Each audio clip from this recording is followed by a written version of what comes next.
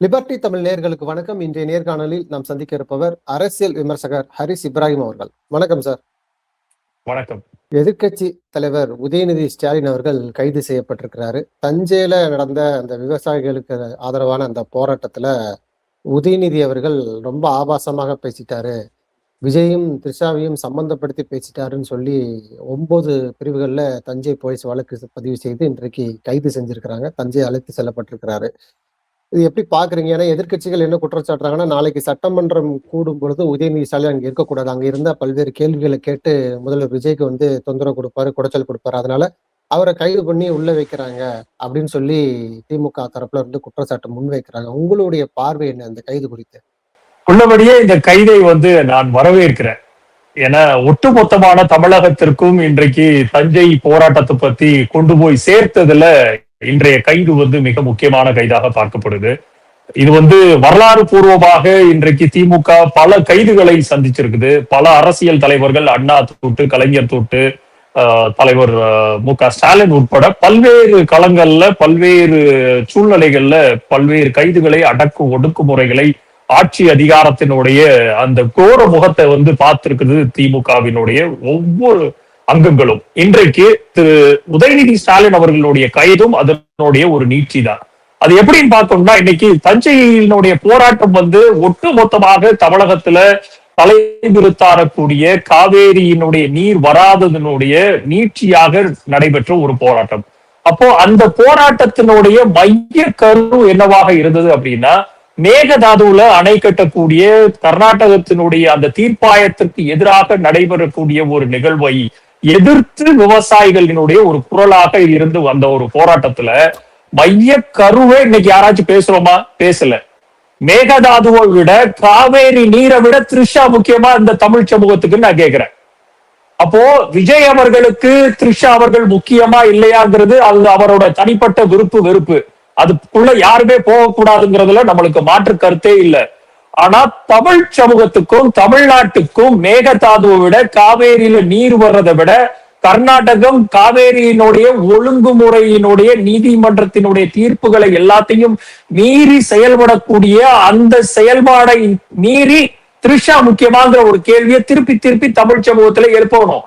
அப்போ நீங்க ஒவ்வொரு காலகட்டத்திலையும் கடந்த 4 மாதங்களாக தவேக அரசு பொறுப்பேற்ற காலத்துல இருந்து ஒவ்வொரு விஷயங்களையும் ஒவ்வொரு அமைச்சர்களுக்கு எதிராகவும் இந்த ஆட்சி அதிகாரத்துக்கு எதிராகவும் வரக்கூடிய மிக முக்கியமான பிரச்சனைகளை அத்தனையும் நீர்த்து போக செய்யறது மாதிரி ஒவ்வொரு இந்த மாதிரி சில்லறத்தனமான விஷயங்களை ஊதி பெரிதாக்குவதை மட்டும்தான் தவேக தனது இயல்பாக வைத்துக் கொண்டுள்ளது.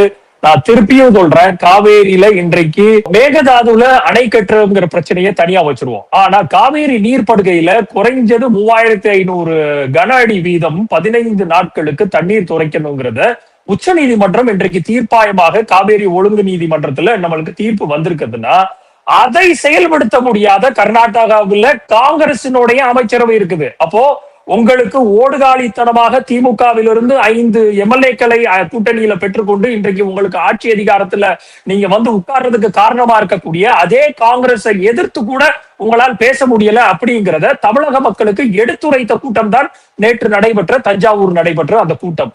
அப்போ தஞ்சை மக்களுக்கு மட்டுமே இது சொந்தமா அந்த கூட்டம் அப்படின்னு கேட்டீங்கன்னா இல்ல.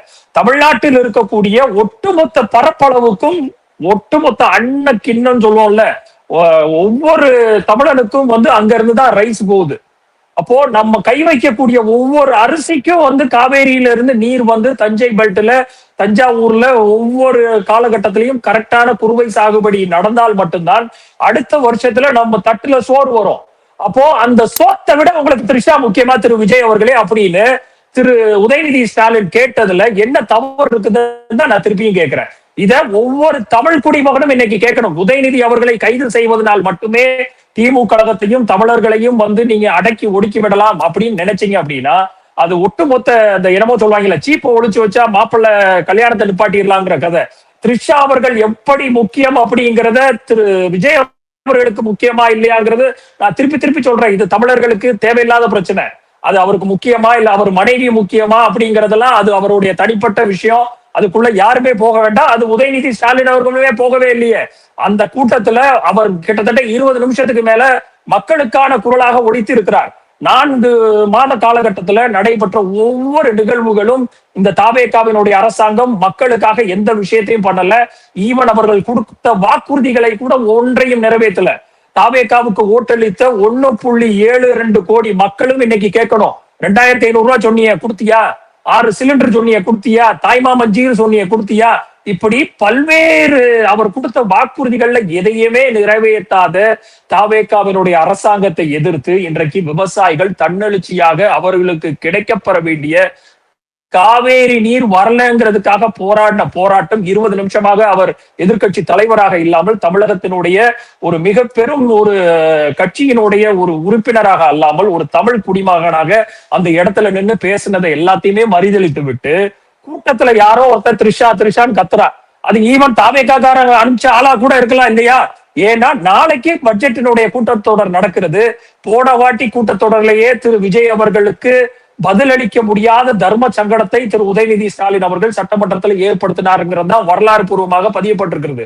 அப்போ பட்ஜெட் கூட்டத்தொடர்லையும் நம்மளை ஒரு டம்மி முதல்வராக காட்டுறதுக்கு திரு உதயநிதி அவர்கள் முனைப்படுவார். அப்படிங்கிறதுல கூட்டத்துக்குள்ள த்ரிஷா 4 பேரை கத்த வச்சுக்கிட்டு அவர் அப்ப கூட அவர் தன்னெழுச்சியாக வேற எதுவும் ஆபாசமான வார்த்தைகளை எதுவுமே பிரயோகிக்கலையே. அந்த இடத்துல கூட தண்ணி வர வேண்டிய இடத்துல தண்ணி வந்திருந்தா அப்ப த்ரிஷா வீட்டுக்கும் தண்ணி வர்றது பிரச்சனையா இருந்திருக்கு விஜய் அவர்களுக்கு. அந்த இடத்துல தண்ணி வர்றத மட்டும்தான் அவர் குறிக்கோளாக இருக்கிறாருங்கிற தொனியில கூட நீங்க எடுக்கலாம். நீங்க ஏன் எடுக்கல? தாவேகாவினுடைய மழுமட்டைகளும் தாவேகாவினுடைய தற்கூரிகளும் சரி, தமிழகத்துல தாவேகாவிற்காக போராடக்கூடிய இந்த இன்றைக்கு எதிர்கட்சிகளாக இருந்த வேண்டிய இடத்துல இன்றைக்கு ஆளுங்கட்சியில போய் இணைந்து இருக்கக்கூடிய திமுகவினுடைய கூட்டணியிலிருந்து சென்றவர்கள் கூட மதி இல்லையா? அப்போ எந்த சூழ்நிலையில எதை எதிர்க்கணும் எதை ஆதரிக்கணும்ங்கிறது கூட ஒரு அரசியல் அறம் இல்லாமல் இன்றைக்கு விவசாயிகளுடைய போராட்டத்தை இடது கையால தவிர்த்து விட்டு இன்றைக்கு த்ரிஷாவினுடைய அரசியலை எடுத்து தாவேகா பயணிப்பது உள்ளபடியே ஒவ்வொரு தமிழனும் வெட்கி தலைகுனிய வேண்டும். இது உதயநிதிக்கான பிரச்சனை அல்ல, திமுகவிற்கான பிரச்சனை அல்ல. 1970களில் கலைஞர் அவர்களால் முன்மொழியப்பட்டு இன்றைக்கு ஆட்சி அதிகாரத்தில் யார் இருந்தாலும் இல்லாட்டினா கூட காவேரி நதிநீர் தீர்ப்பாயங்கள் மூலியமாக மட்டும்தான் காவேரியினுடைய நதிநீர் வர முடியும், வெறும் சமரச பேச்சுவார்த்தையினால் வர முடியாதுங்கிறத அன்றைக்கு எம்ஜிஆரே அதை வைத்து தோர்த்து போய்தான் திருப்பி தீர்ப்பாயம் பக்கம் நகர்ந்தார்.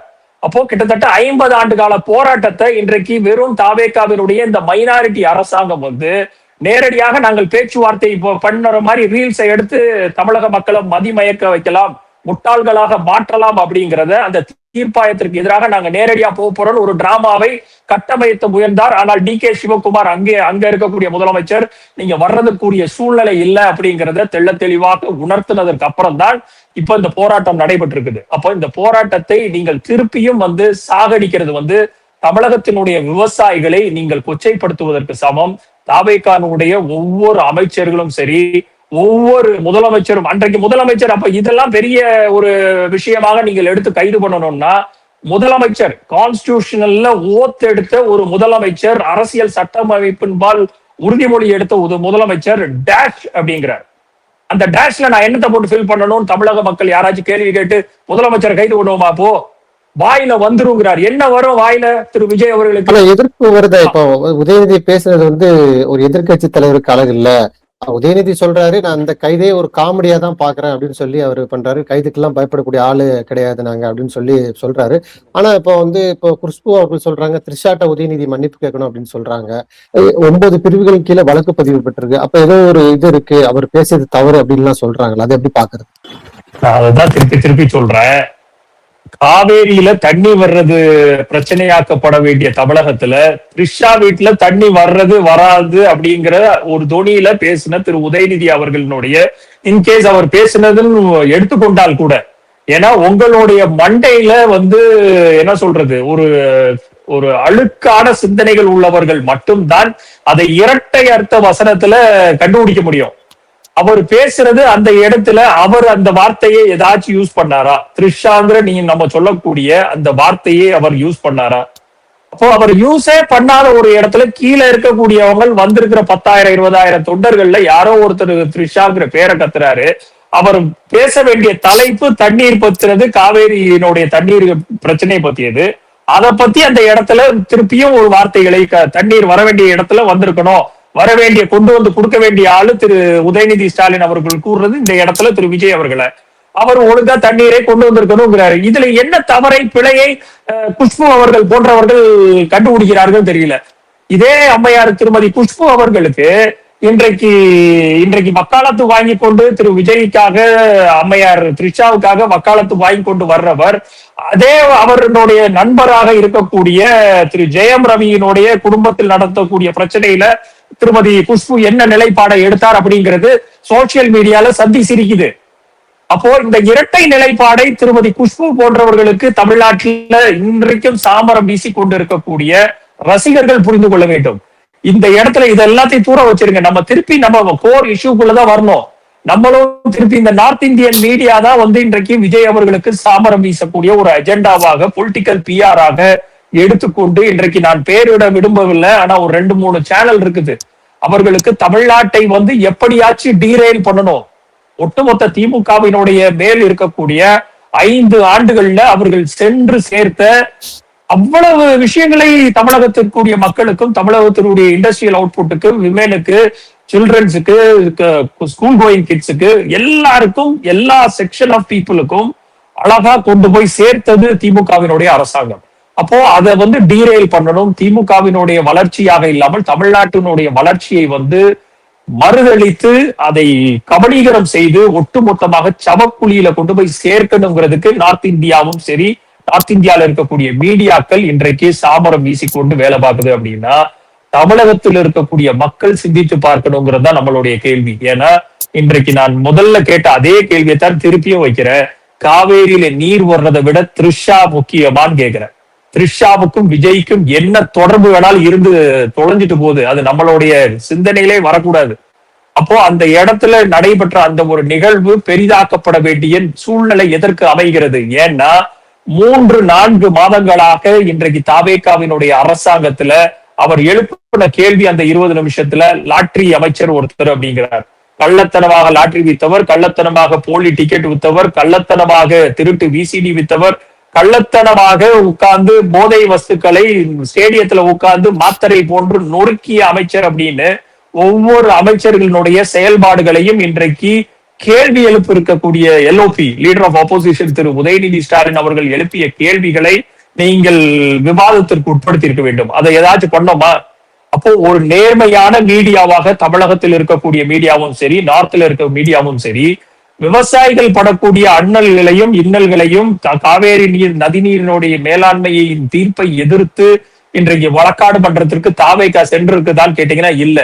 தாவேகா இன்றைக்கு காவேரி நதிநீர் தீர்ப்பாயத்தை ஏன் இன்னும் அமல்படுத்தவில்லைன்னு காங்கிரசினுடைய அமைச்சர் திரு டி.கே. சிவகுமார்கிட்ட முதலமைச்சர்கிட்ட கேட்டிருக்கான்னு கேட்டீங்கன்னா இல்ல.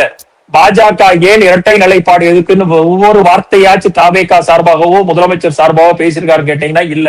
அப்போ எதை முதலமைச்சர் பேசணுமோ தமிழக மக்களினுடைய உரிமை சார்ந்து, தமிழக மக்களினுடைய நலன் சார்ந்து இயங்க வேண்டிய முதலமைச்சர் இன்றைக்கு வாய்மூடி மௌனியாக 4 மாதங்களாக தமிழக மக்களுக்கு எங்கெல்லாம் பிரச்சனை நடக்குதோ அங்கெல்லாம் அவர் படுத்து தூங்கிடுறாரு.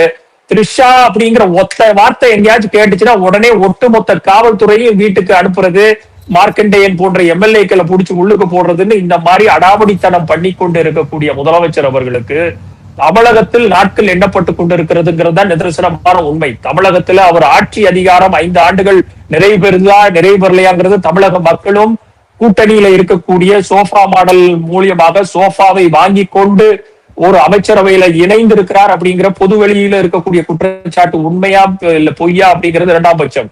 அவர்கள் தீர்மானிக்கட்டும் இந்த அமைச்சரவை எவ்வளவு காலம் தள்ளட்டும் அப்படின்னு. ஆனால் எது எப்படியோ தமிழக மக்கள் நலன் சார்ந்து இயங்காத எந்த அரசையும் தமிழக மக்கள் பார்த்து கொண்டுதான் இருக்கிறார்கள்.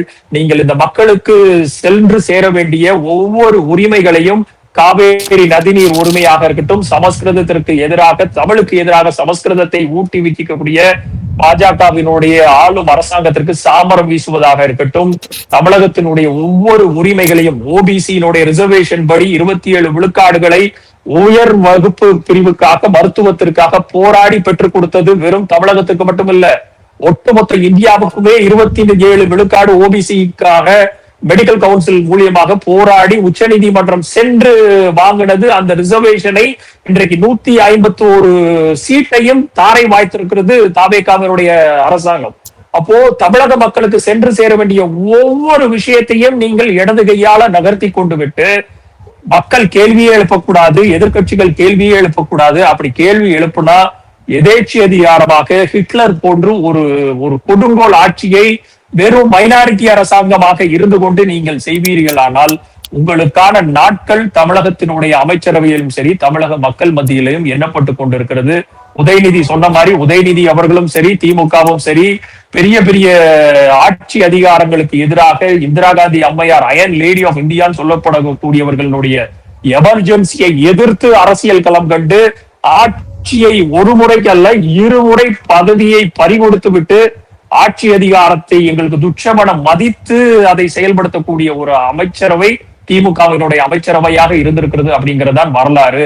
சோ எது எப்படியோ ஆட்சி அதிகாரங்களை கையில் வைத்துக் கொண்டு திமுகவையோ உதயநிதி போன்றவர்களையோ திரு மு க ஸ்டாலின் போன்றவர்களையோ கடைக்கோடி இருக்கக்கூடிய தொண்டர்களையோ திமுகவிற்கு எதிராக ஒரு நடவடிக்கைகளை மேற்கொள்ளலாம் அப்படின்னு தாவேகாவினுடைய இந்த மைனாரிட்டி அரசாங்கம் எத்தனிக்குமானால் அதற்கான பின்விளைவுகளை ஒட்டுமொத்தமாக தமிழகத்திலையும் தாவேகாவினுடைய அரசாங்கம் எதிர்கொள்ள நேரிடும் அப்படிங்கிறத இன்னும் ஒரு சில மணி நேரங்கள்ல கூட தெரிவிக்கிறதுக்குரிய வாய்ப்புகள் இருக்குது. ஏன்னா நீங்க கரெக்டா அரெஸ்ட் பண்ண அடுத்த 10வது நிமிஷம் உங்களுடைய இன்டர்வியூ வேர் ஆக போகுது அப்படிங்கிற பட்சத்துல இன்றைய நாள் கடக்கிறதுக்குள்ள தமிழகத்துல மிகப்பெரிய ஒரு கொதிநிலையை தேவையில்லாத ஒரு விஷயத்திற்காக தாவேகா அரசு எரியிற நெருப்புல இன்னைக்கு எண்ணெயை ஊத்தி கொளுத்தி இருக்கிறார்கள். அதற்கான பின் விளைவுகளையும் இவர்கள் தான் எதிர்கொள்ள வேண்டும் அப்படிங்கறதான் வரலாறு பூர்வமாக தமிழ்நாடு பார்த்திருக்குது. அதை அவர்கள் எதிர்கொள்ள தயாராக இருக்கணும் அப்படிங்கறதான் என்னை போன்றவர்களுடைய பார்வை. நன்றி. நிறைய நல்ல தகவல்களை நேரில் சொல்லியிருக்கீங்க. உங்களுடைய நேரத்துக்கு மிக்க நன்றி. நன்றி.